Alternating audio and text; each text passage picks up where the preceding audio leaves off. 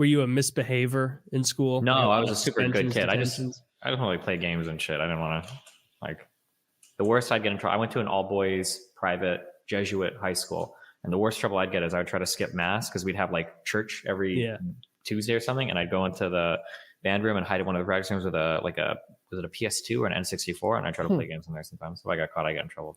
That's a nice little hustle.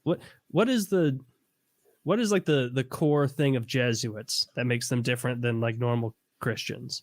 Jesuits are it's the teaching order of the Catholic Church, and they're just like pretty chill. They're like pretty like liberal. They're not like hardcore fundamentalists. Okay, so because I was kind of imagining like the Hasidic Jews, like some sort of a scarier version. Yeah, but the Hasidic are hardcore. Yeah, I see them, but I don't believe them. The way that I would like phrase it is that like I'm very atheist today. I'm not religious at all. I would never. Well, I'm not sending my child to a Catholic grade school. I think I would send him to a Jesuit high school though. It's a really good education. Those people are good. They care a lot about that shit. Like, yeah, a lot of the times, like if you want the highest quality education, you have to go with like a private school, and along with that private school comes some religious nonsense a lot of the time. But like if it was a choice, like and I had a kid, and it was like, all right, he can go to a dog shit public school, or he can go to a school that's going to be way better, and he also has to learn about God. And it's like, you know, we can just keep an eye on him with the God stuff, and make sure he doesn't go whole hog into like doing what I did as a kid, like laying awake, sleepless nights at the age of 8, horrified, having nightmares of like my grandparents burning in hell because they weren't good enough Christians. And just get rid of that. Get rid of that angle. Get rid of the hell angle, and it's all good. I like the hell angle. I think we need, some consequences. Keeps in line. Yeah, but those are some intense consequences, man. Yeah, I guess. God needs to fucking chill out. He is quite disciplinarian. Yeah. He's a fucking dick. Like he made all of us, and he's gonna be mad that we didn't turn out the way he wanted. Did he like design? Oh, I was gonna ask you this. If you saw the I think I saw a thing on Reddit the other day, and it was images of angels as they were described in the Bible. The huge ball of like fur, and then the 1,000 wings and the eye and eyeballs. Yeah. That's why whenever somebody's just like, oh yeah, like first of all, we don't become angels, bitch. We don't get halos. That's another creature that God made up all to his own, and like we don't know what they fucking look like, but apparently they look like eyeballs wreathed in wings or some shit. That was terrifying. Yeah. God made sure to make all the angels really scary, even scarier than the demons in some ways. Well, the demons are angels. They were. Yep. Yeah. Fallen angels now. I love made up things. Yeah, I like made up things too. It's like an even deeper world than Lord of the Rings. Yeah, it's I think it's more fun if you think about Christianity like it's Tolkien's second project. Yeah. And that way the plot holes, you're like, well, he was an old man. I mean, what this God character used to be really hardcore. Now he's a bitch. treat Hebrew like another one of Tolkien's languages he made up, like the whole thing. Like you totally learned it then. Oh yeah. I'd break out the Torah right away if it was like the Silmarillion. I mean, I bet there were people like when the New Testament was being written. Well, I guess, yeah, there were definitely these people, the Jewish people. They didn't like it, like the Pharisees and the Sadducees. But he, if you're used to a God that's super intense, telling you to like beat your slaves and subject women and everything, and then he comes around and starts lightening up on all that, big time. It's probably natural to be like, whoa. So all this shit we've been doing, the shellfish, the whole thing, it's all been for nothing? All of it. Like, no, fuck you. We didn't do nothing. We did this because it matters. So I've never had an oyster.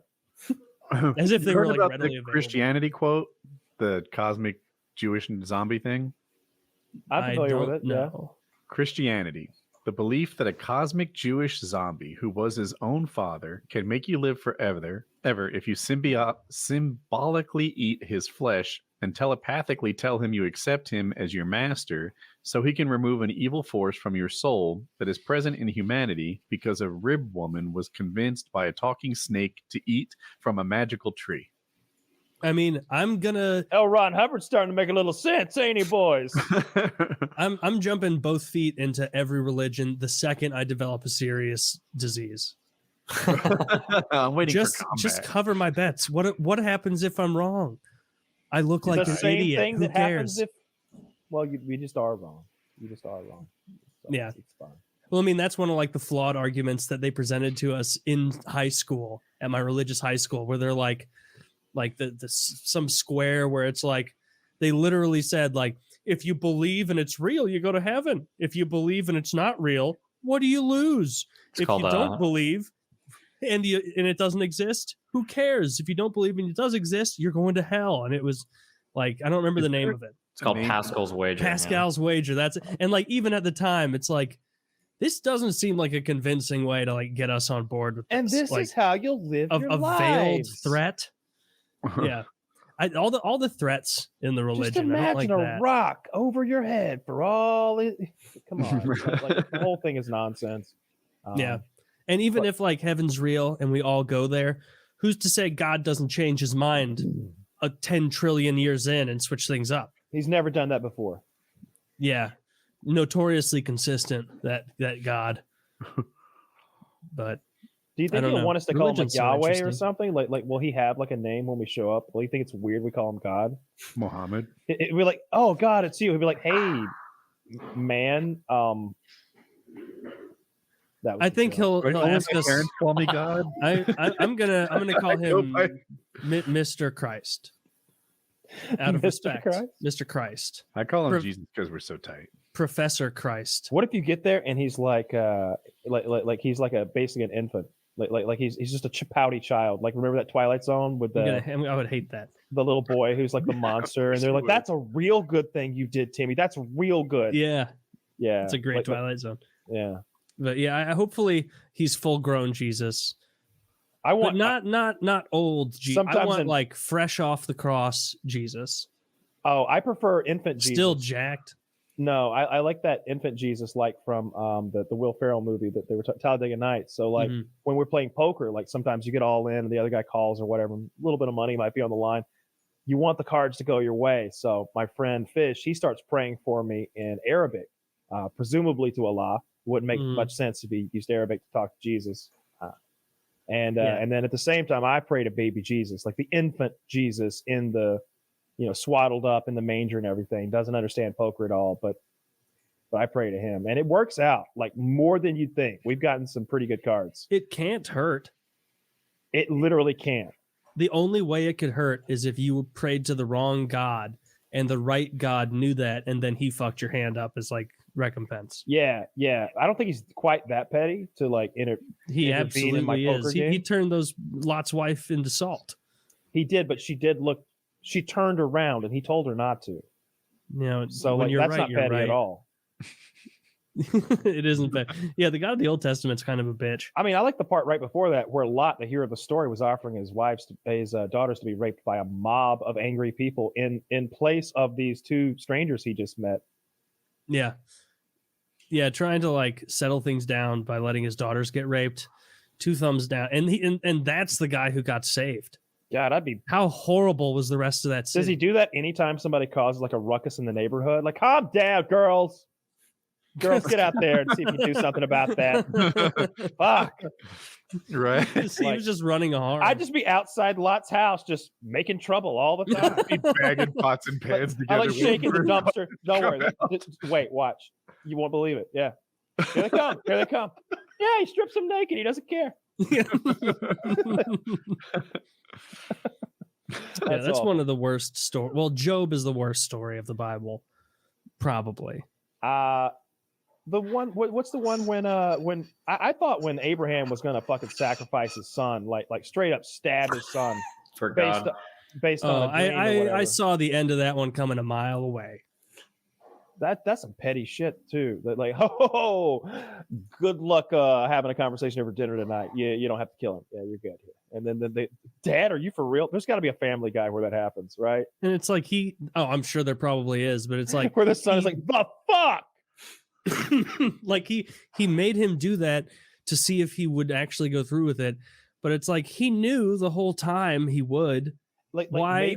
It's just an exercise in cruelty to carry it out. A decent, like he just wanted the emotional torture to be inflicted upon Abraham, clearly, because an all-knowing God would have known that Abraham was going to do it, or he could have just watched him as he like picked the knife out and sharpened the fucker up and like took his son to the altar or whatever. I'm imagining an altar. Yeah, it was definitely an altar there. And then at the last second, he says, "Just fucking with you, Like cut that shit out. Hand. Go to this bush. There's a ram in there, tied up in the bush." And then he went and killed the ram. Yeah. Can't have a good day go by without murdering something. Does he like magic those rams into existence, or did God like thief a ram from a less obedient farmer? I think it's largely magic when Magic. he does stuff like that, or maybe not, because he probably wouldn't want to kill a magically conjured animal. He'd probably want one with like not much of a sacrifice. Emotions, family. It would need to be one of his like animals to like get across the whole like sacrificial thing, though, right? Mm-hmm. Yeah, that would make more sense. Because if you sacrifice somebody else's animal, that's no sacrifice at all. That's just theft and animal cruelty. At least I'm told. I mean, all they like you read about like the Jews when they were in their Exodus period. Yeah, diaspora, I believe. It was all just fucking killing animals. They were like starving and had to have manna fall from the heavens to feed them. Yeah. But like they were still expected to kill sheep all the time. Don't they call that the diaspora? Do I have that right? I don't know. That's a vocabulary word for you. Manna exists outside of Magic the Gathering? Oh yeah, it's real. Yeah, manna from heaven is when all of the Jews they were traveling around the desert, 40 years in the desert, and 40 years is just like a number. 40 is a number used in the Bible to mean a very long time, not necessarily a specific amount of time.